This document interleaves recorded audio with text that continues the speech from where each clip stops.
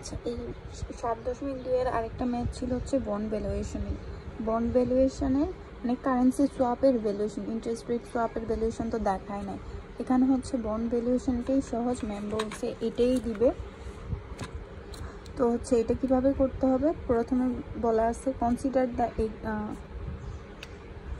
again the situation in example 2। এখানে situation কি ছিল যে risk-free interest rate is flat in both Japan and United States. The Japan rate is 1.5% per annum and the US rate is 2.5% per annum, both with continuous compounding. A financial institution has entered into a currency swap in which it receives 3% per annum in yen and pays 4% per annum in dollars once a year। মানে বছরে হচ্ছে এরকম হয়। The principals in two currencies are $10 million and 1,200 million yen. The swap will last for 3 years and the current exchange rate is 110 yen equal $1। মানে $1 সমান হচ্ছে 1, আর হচ্ছে এখানে হচ্ছে আমি রিসিভ করতেছি হচ্ছে 3%-এ, পেজ করতেছি হচ্ছে 4%-এ, আর হচ্ছে এখানে টু কারেন্সিস আছে হচ্ছে অ্যামাউন্ট হচ্ছে গিয়ে প্রিন্সিপাল অ্যামাউন্ট হচ্ছে 10 মিলিয়ন আর 1200 মিলিয়ন। এখন এখানে একটা কনফিউশন ক্রিয়েট হবে যে আমার আর রিস্ক ফ্রি রেট আমরা জানি এখানে 4টা রেট দেওয়া আছে। তো এখানে একটা কনফিউশন ক্রিয়েট হবে যে কোনটা আমার কন্টিনিউয়াস কম্পাউন্ডিং আর কোনটা হচ্ছে আমার ক্যাশ ফ্লো। তো ক্যাশ ফ্লোটা মনে রাখবো, ক্যাশ ফ্লো ইনফ্লো হচ্ছে কোন, ক্যাশ ইনফ্লো বা আউটফ্লো হচ্ছে আমি যেটা রিসিভ করি বা পে করি সেটা আমার হচ্ছে ক্যাশ ইনফ্লো বা আউটফ্লোর পার্সেন্টেজ।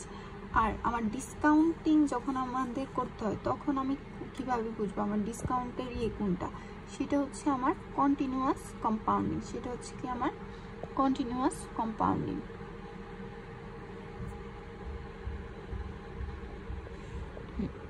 এটুকু বুঝলাম। এটুকু বুঝার পর আমরা হচ্ছে যেহেতু আমাকে 3 বছরের বলছে এই জন্য এখানে সময় 3। Cash flows on dollar bond, dollar cash flows ডলারের কত, তার টোটাল ছিল কত 10 মিলিয়ন। তার ক্যাশ ফ্লোস রেট কত, ডলারের ক্যাশ ফ্লোস রেট হচ্ছে 4%, যে পার ইয়ার এটা। তাহলে তার ক্যাশ ফ্লো হচ্ছে 10%-এর 4% 4, 10%-এর আবার 4% 4, আর 3 বছরে গিয়ে তো আমি সুদ আসলে হচ্ছে ব্যাক পাবো, অথবা আমি ব্যাক পাবো বা দিব। সেই জন্য এখানে 10 যোগ 0.4। এটার প্রেজেন্ট ভ্যালু কীভাবে বের করছি, এই যে প্রেজেন্ট ভ্যালু বের করবো হচ্ছে এই যে 0.4-এর প্রথম বছরের 0.4, এটার তারপর মনে রাখতে হবে মাইনাস RT। আমরা যখনই কোনো কিছুর প্রেজেন্ট ভ্যালু বের করি তখন কিন্তু মাইনাস আসে, ওই রেটটা আসে, ওই রেটটা আসার পর এই মাইনাস আসবে, তারপর হচ্ছে RT। এখন আর কত, আর মানে হচ্ছে আমার ডিসকাউন্ট রেট। ডিসকাউন্ট রেট কত, ডিসকাউন্টিং রেট হচ্ছে আমার 2.5%। আর আমি যখন কোনো কিছুর ভ্যালু বের করি তখন আমাদের সূত্রটা কিন্তু এই যে যখন আমরা কোনো ধরনের এক্সচেঞ্জ প্রাইস বের করি, ফরওয়ার্ড প্রাইস বা তখন আমাদের সূত্রটা থাকে এইরকম, মাইনাস থাকে না। কিন্তু আমরা যদি কোনো ধরনের এই যে যেমন একটা ম্যাথ ছিল আই, যখন আমি পোর্শন শুধু আয়ের বের করি তখন আই মাইনাস RT, তার মানে এগুলো হচ্ছে আমি প্রেজেন্টে কনভার্ট করতেছি, ঠিক আছে। তখন এখানে এরকম মাইনাস আর দেখাই দিতে হবে, মাইনাস আর হবে সূত্রে। তো আমি যদি এখানে মাইনাস না দিই আমার ফর্মুলা ভুল আসবে, মানে মান ভুল আসবে। তখন আমি যখনই প্রেজেন্টে কনভার্ট করতেছি মাইনাস 0.025 × 1, এটা হচ্ছে প্রথম বছর দেখে প্রথম বছরের 1, দ্বিতীয় বছরের ক্যাশ ফ্লোস হচ্ছে এটা, আর দ্বিতীয় বছর দেখে 2, এটা করে এটা পাইলাম। আর তৃতীয় বছরের ক্যাশ ফ্লো কত 10.4, যেহেতু এটা তৃতীয় বছরের 3 বছরে এই জন্য এটা আসছে, এখানে এটা বসছে। এখন ক্যাশ ফ্লো ইয়েনে কত, cash flows on yen bond, ইয়েনের আমার ক্যাশ টোটাল অ্যামাউন্ট কত 1200, তার ক্যাশ ফ্লো কত যেটা আমি রিসিভ করি তার 3%, 1200 3% কত 36। এখন কিন্তু আমি কিন্তু আবার 1200 যদি 1.5% দিই তখন কিন্তু আমার ভুল হবে, ডিসকাউন্ট রেটের সাথে ক্যাশ ফ্লো রেট মিলাবো না। রিসিভ স্পেস থাকলে এটা অবশ্যই ক্যাশ ফ্লোস, আর যদি এরকম কন্টিনিউয়াস কম্পাউন্ড বলা যে রেটটা থাকবে এটা হচ্ছে আমার ডিসকাউন্ট রেট, এটা খেয়াল রাখবো। এটা আগের মতো 1200 3% 36, 1200 3% 36, আর তৃতীয় বছর গিয়ে আমি সুদ আসল সহ ব্যাক পাবো বা রিসিভ করব। এখানে যেহেতু রিসিভ করব সুদ আসল সহ, তাহলে আমার 1200 হচ্ছে আসল, 36 হচ্ছে আমার সুদ, তাহলে এখানে 1236। এটার প্রেজেন্ট ভ্যালু কি? এটার প্রেজেন্ট ভ্যালুও সেম। প্রথমটার হচ্ছে 36E, যেহেতু এটা প্রেজেন্ট ভ্যালুতে কনভার্ট করতেছি, মাইনাস ডিসকাউন্ট হচ্ছে 1.5%, প্রথম বছর দেখে 1। আবার এটা দ্বিতীয় বছর, এখানে শুধু 2 হবে, আর তৃতীয় বছরে 1236, আর এখানে 3 হবে। এই যে আমি এখানে সব ক্যালকুলেশন করে করে দেখাই দিছি। এটা গেল হচ্ছে আমার এ। এটা আমি টোটাল পাইলাম কত? প্রেজেন্ট ভ্যালু বন্ডে ডলারের ক্ষেত্রে 10.41, প্রেজেন্ট ভ্যালু ইএনের ক্ষেত্রে 1252। এখন ভ্যালু বের করতে হবে, হয় ডলারে বলা থাকবে, না হলে ইএনে বলা থাকবে। সাধারণত বলে যে ডলারের ভ্যালু বের করতে। আমরা কি জানি 100 ইয়েন সমান $1, তাহলে 1252 ইয়েন সমান কত ডলার হবে? 1252 ইয়েন সমান হবে, এই যে 1252 ইয়েনকে 110 দ্বারা ভাগ করে দিব, ভাগ করলেই তো ডলারের অ্যামাউন্টটা পাবো।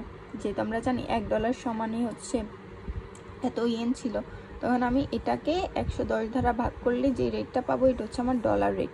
আর আমি ডলার রেট আগে আমার কত ছিল? 10.41, তখন আমরা এটা থেকে এটা বাদ দিব, তখন আমার ভ্যালু বের হবে 0.9621। এটা হচ্ছে আমার ডলারে বের হলো। যদি আমাকে ইয়েনে বলে, আমরা জানি 1 ইয়েন সমান কত? 110, আর আমি এখন ডলারে কনভার্ট করতে চাইতেছি যে এত ডলার সমান কত ইয়েন। তাহলে এত ডলার সমান কত ইয়েন হলে এই এত ডলারকে যদি আমি 110 দ্বারা গুণ করে দিই, তাহলেই তো হচ্ছে আমি ইয়েনের পরিমাণটা পেয়ে যাচ্ছি।